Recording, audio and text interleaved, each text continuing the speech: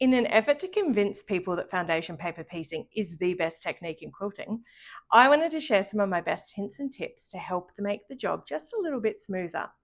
I'm Christy Lee from Quiet Play. Foundation paper piecing is my favourite, and I hope it'll become yours too. Today, I'm going to share some of my favourite tools and notions that I use to make the whole process just that little bit smoother. So I've got a little collection here of the things that I love to use, and I thought I'd go through each of them and just explain why I use them and how it makes things a little bit easier. So let's get started. This little collection of goodies are the exact tools that I use every single time that I foundation paper piece. I'd be lost without them, to be perfectly honest. Let's start with thread. We all have a favourite. This one's mine, and it's Wonderfil Deco Bob. In fact, it's the only thread that I'll use when I foundation paper piece. So the technical specs, it is an 80 weight, 2-ply cottonized polyester. And the information you really want to know, it's beautiful to sew with. It's lightweight, it's thin, and like I said, the only one that I'll use for foundation paper piecing. You might be wondering, how much difference does thread make? A lot. Like, I was surprised how much difference it would make in my blocks. Because it's thinner, your seams will lay flatter. If you've done much foundation paper piecing, you know that bulk is our nemesis, and you deal with a lot of bulk where the seams join. Having a thinner, lighter weight thread helps reduce that. I know it sounds crazy. Trust me though, just try it. It makes the world of difference. Other bonus, when you go to tear the paper away at the end, it's a little bit easier to remove with this thread. I also really like pre-wound bobbins. That's what I use. Saves so much time. I don't have to wind my own bobbins. They are good and ready to go. They come in 3 sizes. So the class 15, which fit your bobbins like these. They also come in size L and size M, which the M fit the jumbo bobbins from the Benina. They're also for long arm machines, which is very handy.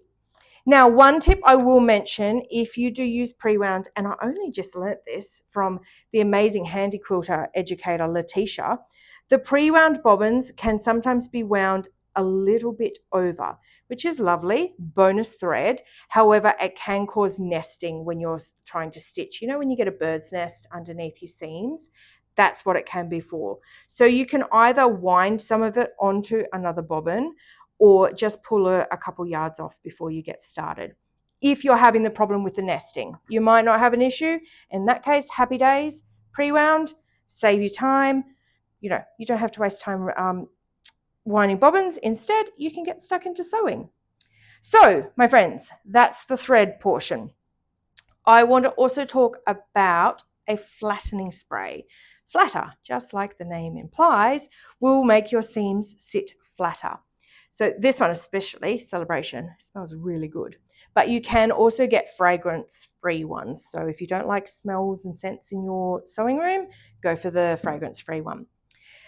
A lot of people like to starch their foundation piece blocks or their fabric when they're FPPing. I don't. It's personal preference. You do what works for you. I find flatter is enough for me. So when I have put my block together, if it's a particularly bulky seam area, I'll just give it a bit of a spritz of this and then use a hot dry iron and press it into place. It just helps get those seams into submission and to behave for you. I've saved this one for last. This is my 100% cannot live without tool for foundation paper piecing, and it's the Humble Finger Presser. You can get these as wooden ones. You can get seam rollers that do the same job. This white plastic one from Clover is my favorite. In fact, I have 3 because I will not foundation paper piece without it. If you want to know how we use it, it's quite simple. Now, you're going to have to use your imagination because I do not have a block in progress, but we're going to pretend. Let's pretend I have just added this triangle section to my block. Now, we've sewn it along there. We open it out.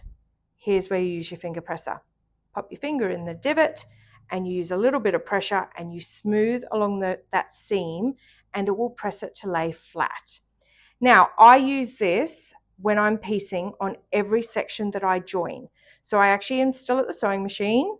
I join on a section, open it out, finger press. Join the next section, open it out, finger press. This is instead of going to the ironing board and using the iron every single little piece.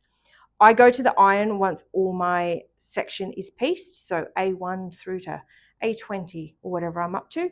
Then I'll take it to the iron and give it a really good hot press. However, while I'm at the sewing machine, this is invaluable. It will save you so much time. If you're going to the ironing board for every little section that you join, particularly as you do more and more complex blocks, it will add a lot of time to your foundation piecing. Grab a finger presser or a seam roller, try them out, figure out what works for you, and then get like 3 so you don't lose them. 100% recommend, would not be without it. Not an affiliate, I just super love the Clover finger presser. Okay, I've got one last one and it's a little bonus. Now, I don't personally use this, but I know if I don't mention it, I will hear from people go, what about an add-a-quarter ruler? Now, this one's not the add-a-quarter brand, but it is very similar. And these are used when you're foundation piecing. Again, use your imagination, go with me on a journey. When you've added it and you have all those rough, scraggly bits of fabric, you take your add-a-quarter and you can work out the exact quarter seam allowance and just use your rotary cutter to trim it up. Now, how I mentioned before, adding time to your foundation paper piecing, I actually use my scissors and trim it at the sewing machine. I eyeball it, trim it, and look, 1/4 inch. Yeah, not too bad, not too shabby. So use that if you want to. You don't have to. It's an absolute choice, but I know a lot of people love it. It also comes as an add an 1/8 ruler that you can use if you want your seam allowances to be a bit smaller because there's a lot of bulk. The biggest thing I will say is personal preference. You find the tools and notions that work for you and stick with them. And that about sums up my top favorite tools that I use when I'm foundation paper piecing. There's other things as well. I just wanted to give you a quick overview. If you take anything away from this video, get you one of these. You'll thank me later.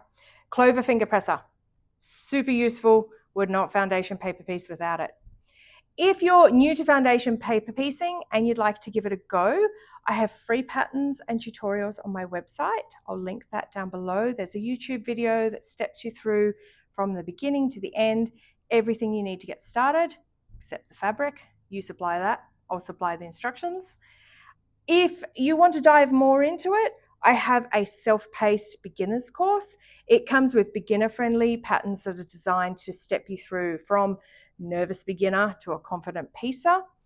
If you're a seasoned foundation paper piecer and you're just after some hints and tips, jump on my newsletter, link below. I'm getting good at these links. Or come join us in Make My Mini. It's a monthly membership with brand new patterns, a whole bunch of goodies, discounts, lots of fun stuff. Guess what? Link below. So lots of things. If you love to foundation paper piece, stick with me. I've got lots of hints and tips to share. Join the newsletter. That's where you find all the newest stuff. And let's get stuck into some FPP. Happy sewing.